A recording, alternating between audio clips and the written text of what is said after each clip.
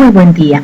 Hoy vamos a hablar sobre la educación comparada para el caso de América Latina.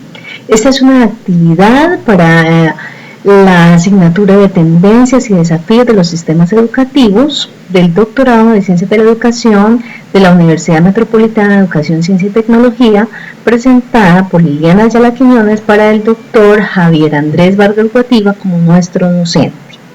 Bueno, en primer lugar vamos a hablar sobre la evolución histórica de la educación comparada, reconociendo que desde el Imperio Napoleónico se empiezan a dar ya los primeros estudios por parte de Marc Anthony Jullien desde París, quien hace toda una serie de investigaciones para mirar la paz universal a través de la educación y reconociendo la educación como el único medio capaz de transformar la sociedad.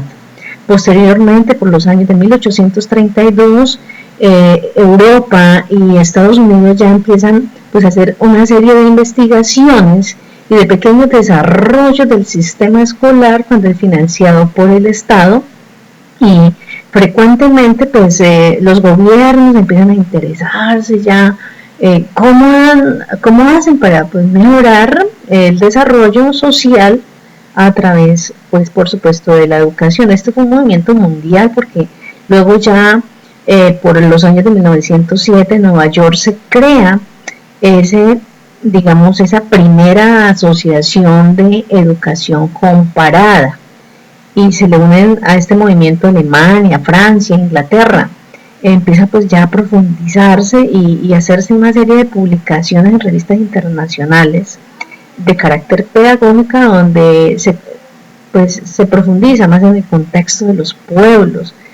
Aparece también en Ginebra pues ya una oficina de educación comparada donde van estudiantes de diferentes países, donde empiezan pues ya a mirarse esas analogías que existen. Por los años de 50 pues se reconoce que es una etapa prospectiva. Ya hay una evolución mucho más grande, un desarrollo después de la Segunda Guerra Mundial, ya se empieza a hablar más frecuentemente de la educación comparada, se analizan problemas comunes y se examinan pues desde los puntos de vista históricos, filosóficos, sociológicos.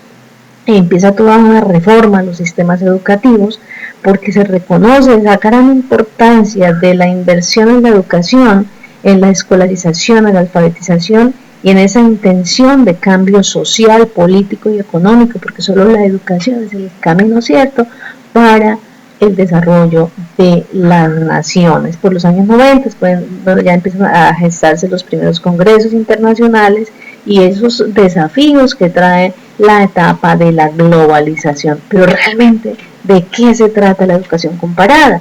La educación comparada es una ciencia de la educación que realmente lo que busca es estudiar los fenómenos sociales educativos, porque se considera como un método de investigación insustituible, de un valor con absoluta validez, porque definitivamente solo a través de esa disciplina científica y académica podemos llegar a lograr tomar modelos exitosos y seguirlos. Entonces, desde este punto de vista, se determinan las analogías y las diferencias, se estudian esos fenómenos interdisciplinarios que son súper importantes para reconocer por qué un pueblo sale más adelante que el otro, por qué aquí, por qué allá. Entonces, en esas variables que se consideran, justamente se tienen en cuenta las políticas gubernamentales, las estructuras, los enfoques metodológicos, las instituciones, la formación de los docentes, esos indicadores de calidad, porque lo que realmente se busca es construir un esquema analítico desde la pedagogía en los contextos regionales y pues en su devenir histórico. ¿Y qué finalidad tiene realmente la educación comparada? Es buscar esos mecanismos que permitan que la sociedad pueda tener un tipo de educación y de formación de calidad, por supuesto, analizando los contextos y esos éxitos que se han tenido de uno u de otro sistema educativo. Para este caso pues es importante reconocer ya en América Latina cómo ha sido ese devenir. En ese devenir podemos encontrar en el devenir histórico que después de la Gran Depresión de los años 30, esa gran crisis económica mundial, países como México, Venezuela, Argentina, Uruguay, pues ya empiezan a hacer unos estudios muy importantes y unas aportaciones a la educación para avanzar en esa sociedad del conocimiento. Sobresalen estudios como los de Andrés Bello, Simón Rodríguez, Diego Mendoza, Ernesto Quesada, Domingo Sarmiento, José Varela, y ya pues empiezan a hacer grandes investigaciones desde la teoría y la metodología. En el caso de Argentina se empiezan a crear esas sociedades de educación comparada en el Brasil y en Cuba, y ya por los años pues finales de los 90, principios del 2000, 2010, ya se están hablando de esas sociedades de educación comparada, haciendo congresos internacionales. Para este caso específico vamos a mirar las similitudes y las analogías del caso colombiano con Panamá, de Colombia con Ecuador y de Colombia con Venezuela, reconociendo que en Colombia existe la Ley 115 como la Ley General de Educación, que el Ministerio de Educación Nacional es el encargado del aseguramiento de la calidad y que se apoya del Consejo Nacional de Educación Superior. Para el caso de Panamá, el Ministerio es el MEDUCA, la Ley Orgánica de Educación, la Ley 47, y el CONEOPA es el Consejo Nacional de Evaluación y Acreditación Universitaria. Para el caso de Ecuador, el Ministerio es el responsable de toda la educación escolar, supervisada, regulada y coordinada por el Consejo de Educación Superior y por el Consejo de Aseguramiento de la Calidad. Y en el caso venezolano, el Ministerio pues se apoya del Consejo Consultivo Nacional de Educación. Antes de entrar en estas pequeñas análisis de las analogías y de las diferencias, tenemos que reconocer que existe un EQF, que es el Marco Europeo de Cualificaciones para el Aprendizaje Permanente, y del CINE, que es la Clasificación Internacional Normalizada en Educación. Podemos observar en este mapa conceptual cómo los dos países pues tienen una gran similitud en cada uno de los niveles. Sin embargo, pues hay un cierto cambio, y es que en Panamá se incluye pues la primaria en el preescolar, caso colombiano no. La premedia es de sexto a noveno en Colombia, de sexto a octavo en Panamá.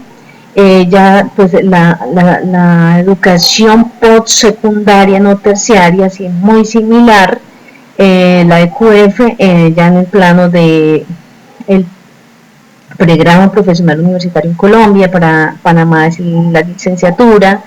Los créditos en Colombia son de 48 horas. En Panamá depende si es teórico o práctico, teórico 1 hora, práctico 2 a 3 horas. Las maestrías son semejantes. Los doctorados son equivalentes en el mismo nivel de CINE y de EQF. En Colombia el instrumento de evaluación son las pruebas saber y las pruebas saber pro. En Panamá no se evidencia ningún nivel de CINE. Ya para el caso con Ecuador, pues miramos una gran similitud en la educación básica. Sin embargo, pues en el CINE, en la duración de CINE en Colombia, se incluyen 12 años para el caso de la educación básica media, y para Ecuador es de 13 años. El nivel pues 4 es obligatorio, la evaluación de los aprendizajes en este nivel de CINE. Tanto Ecuador como Colombia son muy equivalentes en la postsecundaria no terciaria, bachillerato técnico. Son ciclos cortos, tanto en Colombia como en Ecuador pues el ciclo técnico superior. En el caso de la educación terciaria son similares los títulos, un universitario en Colombia, en Ecuador licenciatura o título profesional. Las maestrías comparten el mismo nivel de EQF, los doctorados exactamente igual en normatividad. El crédito en Colombia 48 horas, en Ecuador dura 16 horas. En el caso ya Colombia-Venezuela, pues se reconoce una similitud muy igual. Ahí lo podemos observar, tanto en cada uno de los niveles. Sin embargo, el crédito en Colombia 48 horas, en el caso venezolano de 1 a 3 horas por semana, por semestre, si es de teoría la clase, sin tener en cuenta pues los tiempos extra clase que el estudiante dedica a los aprendizajes. En Colombia se evidencian los niveles de calidad a través de las pruebas Saber y Saber Pro. En el caso venezolano no, estas fueron las abreviaturas que tuvieron en cuenta y está la bibliografía. Muchísimas gracias, que tengan un feliz día.